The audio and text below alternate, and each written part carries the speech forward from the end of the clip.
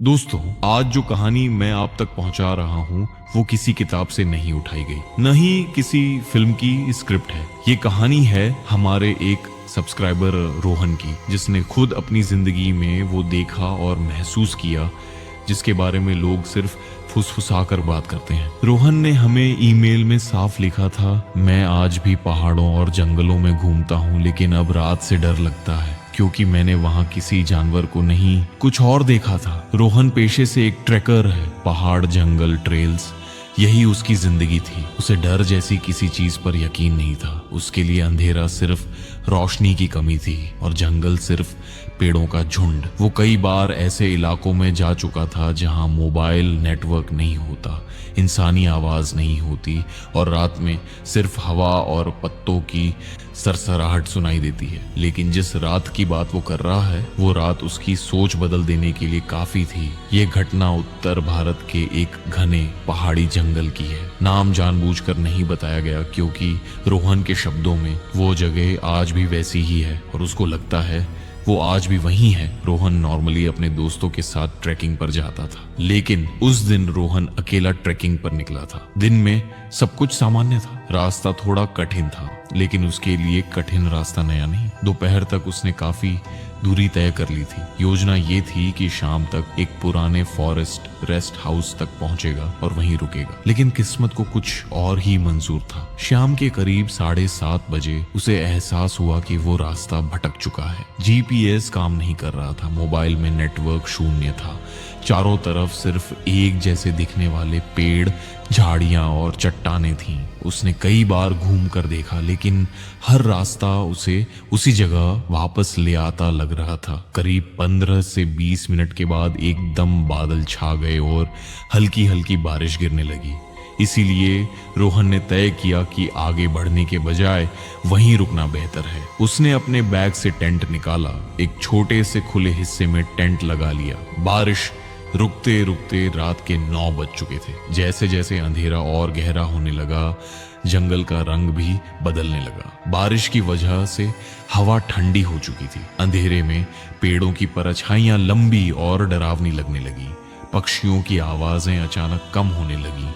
रोहन ने ये नोटिस किया, लेकिन ये सब उसके लिए नया नहीं था, इसीलिए उसने ज्यादा ध्यान नहीं दिया। सभी ट्रेकर्स जानते हैं कि जंगल में ऐसा होता रहता और जंगल का अंधेरा सिर्फ आंखों के लिए नहीं, दिमाग के लिए भी होता है। अब रात के करीब 10 बज चुके थे। जंगल बिल्कुल खामोश हो गया था। इतना सन्नाटा कि अपने दिल की धड़कन सुनाई दे। न कोई कीड़ा, न कोई पक्षी, सिर्फ हवा की धीमी आवाज। इन सबको बीच रोहन खाना बनाकर खा लेता है और सोने के लिए स्लीपिंग बैग को रेडी करके उसमें घुसने वाला ही था कि तभी उसे किसी के चलने की आवाज सुनाई दी। पहले बहुत धीमी, फिर थोड़ी साफ, जैसे कोई सूखे पत्तों पर चल रहा हो। रोहन ने सोचा कोई जानवर होगा। जंगल में ये आम बात है।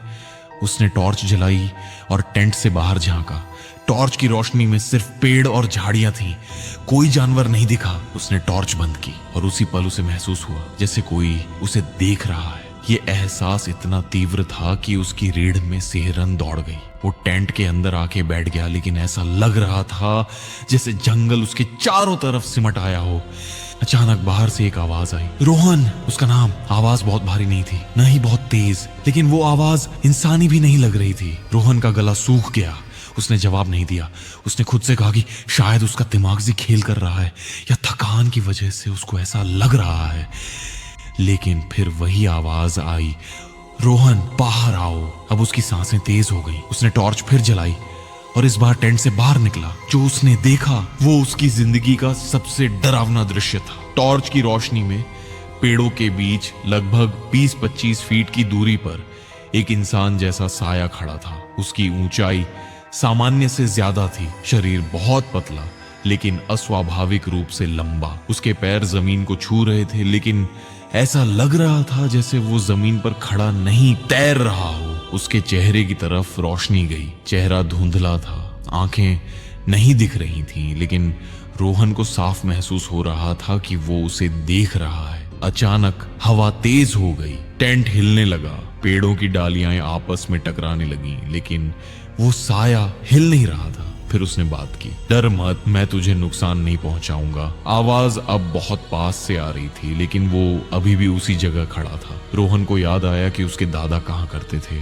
जंगल में अगर कोई अजनबी रात को नाम लेकर बुलाए तो जवाब मत देना। उसने मुंह बंद रखा। उसने पीछे हटना शुरू किया, लेकिन जैसे ही उसने कदम पीछे रखा उसे महसूस हुआ कि उसके पैर जमीन से चिपक गए हैं। वो हिल नहीं पा रहा था, शरीर सुन्न पड़ चुका था। और तभी वो साया धीरे धीरे उसकी तरफ बढ़ने लगा।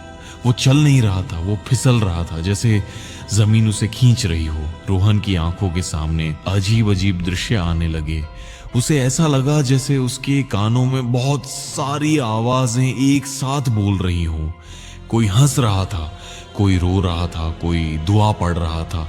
साया अब बहुत पास था और तभी रोहन ने देखा उसके पैरों के नीचे पैर नहीं थे। उस पल रोहन समझ गया, ये इंसान नहीं था, ये जानवर नहीं था, ये वही था जिसके बारे में उसने कभी पढ़ा था लेकिन कभी यकीन नहीं किया था। जिन।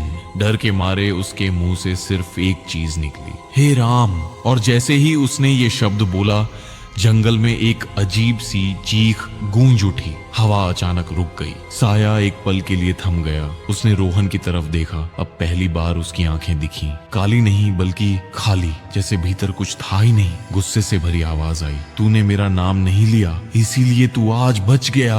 अगले ही पल रोहन जमीन पर गिर पड़ा। सुबह उसकी आंख खुली तो अपने आप को फॉरेस्ट पेट्रोल के रेस्ट हाउस में पाया। उन्होंने उसे बताया कि वो उनको बेहोशी की हालत में पड़ा मिला था। उसका टेंट फटा था, सामान बिखरा पड़ा था और उसके शरीर पर नीले काले निशान थे। आज रोहन जिंदा है, लेकिन उसने लिखा, जंगल आज भी बुलाते हैं, लेकिन अब मैं रात को नहीं रुकता, क्योंकि हर जंगल खाली नहीं होता। दोस्तों, ये कहानी यहीं खत्म होती है। दोस्तों, ऐसे ही आप भी हमें ईमेल करके अपनी कहानी भेज सकते हैं। हमारी ईमेल डिस्क्रिप्शन बॉक्स मिल जाएगी। हमें सपोर्ट करने और नई कहानी सुनने के लिए हमें हमारे चैनल मिस्टिक नाइटमेयर को सब्सक्राइब करके वीडियो को लाइक एंड कमेंट जरूर करें। धन्यवाद दोस्तों।